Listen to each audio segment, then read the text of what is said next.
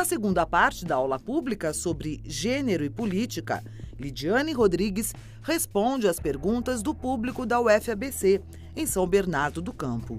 A mulher, ela não discute política, a economia por uma questão cultural, né? O homem discute isso, a mulher vai para, no ambiente familiar, vai para a cozinha conversar assuntos de mulheres. Como a mulher ela é informada sobre a política, uma vez que não é um assunto que deveria ser discutido pelo lado feminino. O que significa não ser educada para tomar a palavra no espaço público? Não significa que elas fiquem caladas no espaço público.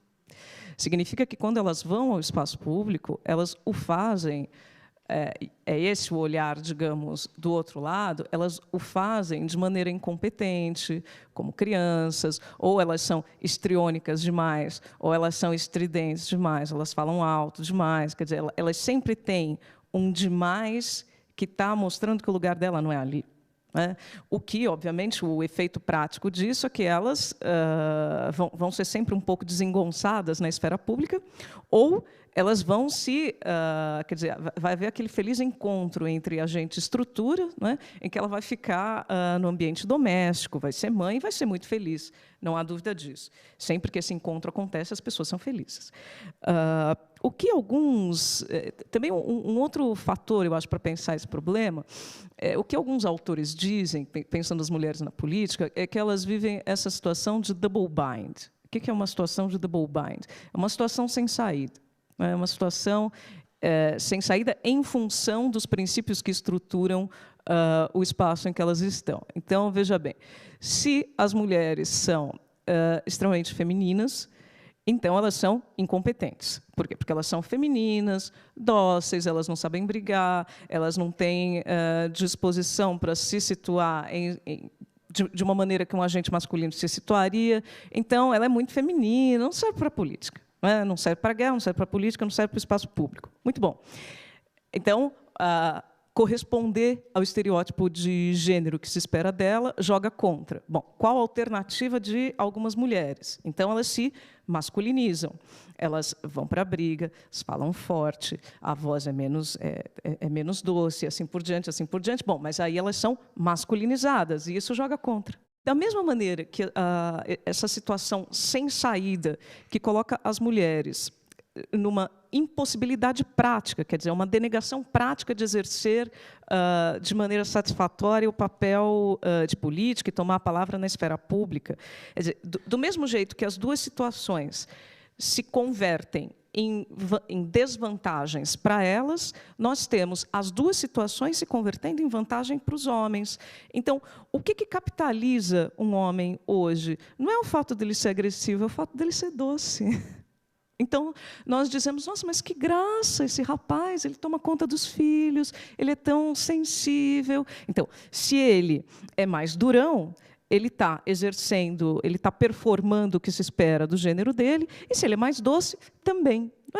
Então, assim, a situação ela reverte no negativo em dois polos para a mulher e no positivo em dois polos para os homens. Eu queria que a senhora comentasse um pouco sobre o voto feminista que aconteceu nessas últimas eleições. A gente vê candidaturas como as do PSOL em São Paulo, que tem mais votos do que candidatos históricos, e acho que foi um fenômeno bem grande aqui nessas últimas eleições, e queria que a senhora comentasse um pouco sobre isso. É natural, então, eu vejo uma mesa, é natural que naquela mesa, naquela palestra, só tenha homens, é natural, é natural, é natural. Olha, a desnaturalização prática, e não... Veja, a desnaturalização discursiva, ela tem acontecido desde que tem movimento feminista. Desde que estudos, desde que militantes existem. Essa é uma desnaturalização discursiva que faz parte da luta. Agora, a desnaturalização prática disso tudo, ela só existe no âmbito da prática. Eu entendo que o voto feminista foi uma estratégia nessa direção, e o que eu achei interessante, observando a discussão a respeito, vendo alguns números e tudo mais, foi que esse voto feminista ele foi exercido também por alguns homens. Alguns rapazes falaram, não, mas para com isso. E veja, é interessante que tenha mulheres entre nós, porque elas vão falar de coisas que nós não pensamos. Quer dizer, o horizonte cognitivo se alarga quando você traz agentes sociais que não faziam parte de determinados espaços anteriormente. É disso que nós estamos falando, não é? No limite, uma discussão bastante complicada, que não dá tempo de fazer aqui agora, mas, no limite, a gente está observando o quanto alguns homens se deram conta do quanto a dominação masculina os domina também. Porque o papel de ser dominante na hierarquia simbólica implica determinados trabalhos para esses dominantes que não estão também, digamos, facilmente formatados para ele, não é?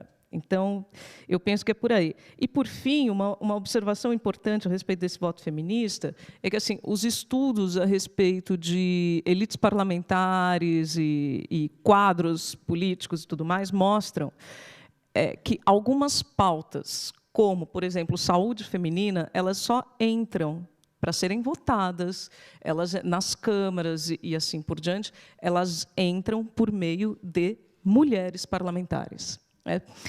Podemos ter muitos parlamentares de partidos de esquerda, que, em tese, são mais próximos dessa pauta, mas, efetivamente, ela vai para a votação, ela vira política pública por meio de mulheres. É claro, tem uma divisão sexual-trabalho nisso, tem uma divisão sexual-trabalho político nisso, mas, até por conta dessa dimensão, eu acho que esse voto feminista ele foi uma campanha bem-sucedida, quer dizer, fissura, digamos, alguns lugares comuns do nosso raciocínio e das nossas práticas, né?